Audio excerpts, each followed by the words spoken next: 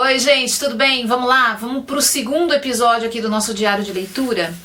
Hoje nós vamos falar então do capítulo 6 ao capítulo 11. Lembrando, esse vídeo tem spoiler porque ele é um diário de leitura. Mas vamos lá! O capítulo 6, o capítulo que tem um nome em francês, é em francês? É em francês, né, eu acho. Quem o teria dito e quem o teria acreditado? Pois é, a gente terminou lá o quinto capítulo com a orelhinha da Virgília. Virgília, personagem feminina, marcante aqui no começo do livro. Brás Cubas recebe a visita no seu leito de morte de Virgília. E lá a gente fica sabendo que fazia muito tempo que ele não encontrava esse grande amor da vida dele. E é naqueles momentos finais, nos últimos suspiros dele, que Virgília resolve reaparecer na sua vida.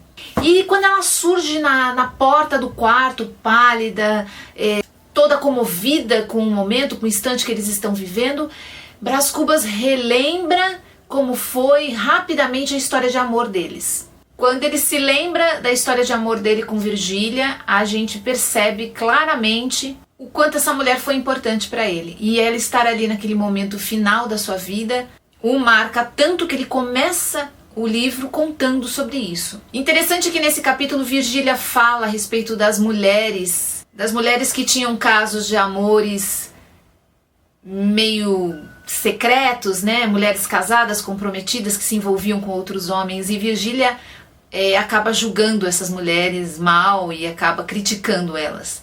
Ali naquelas conversas corriqueiras com Brás Cubas, enquanto ele está no seu leito de morte. E é interessante porque a história deles, e aqui ele já insinua, aconteceu exatamente assim. Então existe aí uma crítica já com relação à maneira como as pessoas se portam depois que elas envelhecem, vendo o comportamento dos jovens, dos mais jovens, daqueles que viveram inclusive situações parecidas com que esses mesmos personagens viveram anteriormente, né? Aquela história de 2 pesos, 2 medidas, sabe? Quando é comigo é de um jeito, quando é com outro a gente julga de uma maneira muito mais severa. É exatamente isso que a gente vê nesse 6º capítulo.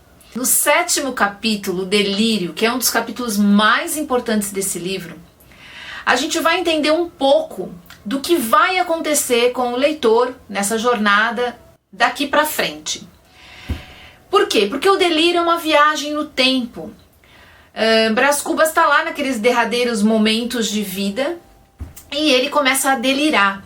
E ele consegue, como defunto, obviamente, narrar esse delírio que ele teve, contar a experiência que foi de, em cima de um hipopótamo, por incrível que pareça, retornar, fazer uma viagem de regresso no tempo. E ele vai voltando, até que ele encontra com a grande mãe natureza, né? E é extremamente interessante esse capítulo, é um capítulo cheio de passagens muito, muito bacanas. O mais interessante, na minha opinião, aqui é essa discussão que ele tem com a grande mãe natureza, em que ele tenta negociar um tempo a mais de vida, e esse diálogo, né, é extremamente forte, impactante, porque ali a natureza, a mãe natureza, afirma que isso de nada adiantaria, porque a essência da vida é justamente ser breve, passageira, assim como os minutos, enquanto o que persiste é o tempo e a natureza, como ela mesma se define. Tem uma frase que ela diz que eu acho bastante coerente com todo o texto, né? Não te assustes, disse ela. Minha inimizade não mata. É sobretudo pela vida que se afirma. Vives, não quero outro flagelo.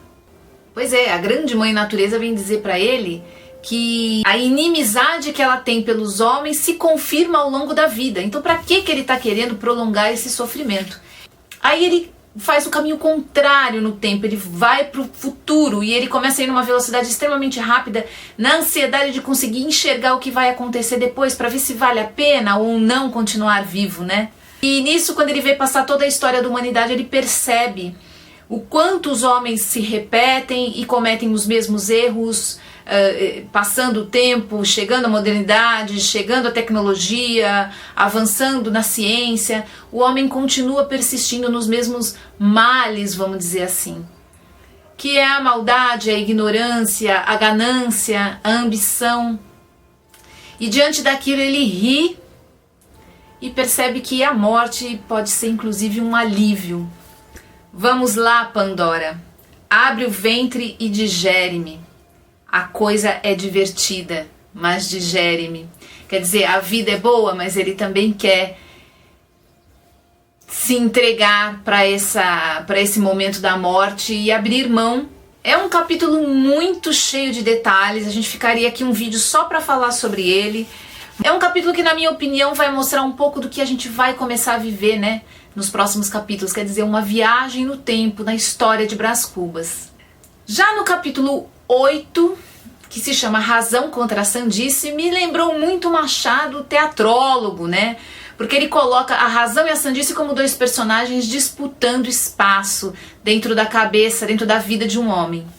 E é com grande maestria que ele faz isso, né? O capítulo é extremamente curto, mas a gente consegue perceber profundamente a habilidade que o Machado tem de desviar um pouco da história, mas agregando informação importante, né? E nesse capítulo a sandice acaba sendo comparada com a nossa necessidade de procurar respostas existenciais à vida e à morte. E a razão já não, a razão já seria o contrário disso. Uma vida sem grandes questionamentos, né? E aí nós vamos para o capítulo 9, que é o capítulo que se chama Transição, porque ele declara que a partir daquele momento ele vai começar a contar a história dele do começo, do momento do seu nascimento. E aqui ele fala um pouquinho mais sobre o livro e o estilo narrativo desse livro e o que a gente vai provavelmente encontrar dali pra frente. Ele declara que essa transição vai ser feita da maneira mais simples possível, sem usar de nenhum recurso, né, narrativo para tanto. E a respeito do método de construção dessa história, ele diz assim, que isto de método, sendo como é uma coisa indispensável, todavia é melhor tê-lo sem gravata, nem suspensórios, mas um pouco à fresca e à solta. Quer dizer, ele não está tão preocupado assim se tem alguém olhando aquilo, se tem alguém reparando naquilo que ele está fazendo. Ele vai deixar a coisa correr solta. E é assim que a gente volta no tempo e começa a conhecer o dia do nascimento de Brás Cubas, que é o capítulo 10, naquele dia. Então, já vê que é um dia importante, né? O dia do nascimento de Brás Cubas. Naquele dia, a árvore dos Cubas brotou uma graciosa flor. Sim, ele declara o dia do nascimento dele como um dia extremamente especial. Não só para ele, mas para a família também. Lavado e enfaixado, fui desde logo o herói da nossa casa. A educação, a infância de Brás Cubas e toda a narrativa que a gente vai ver dela daqui para frente vai ser um grande chacoalhão social. A educação feita por algumas famílias, né, que super protegiam e mimavam os seus filhos, como se eles já tivessem nascido sem precisar de nenhum reparo, como se eles tivessem nascido perfeitos e prontos para a sociedade. Brás Cubas era um filho de fidalgo, quer dizer, não passava necessidades financeiras, muito pelo contrário, muito amado, admirado, mimado, protegido. E esse momento da primeira infância do Brás Cubas acaba definindo muito do homem que ele vai ser no futuro, né? Principalmente do caráter ou da falta de caráter dele. No capítulo 11, que é o capítulo seguinte, que é o menino é o pai do homem, que é uma frase famosa, né? Quer dizer, já com esse título, o Machado já dispõe a sua ideia aqui para a gente analisar. Uma ideia de que é na infância, né, que acaba se construindo o caráter de um homem.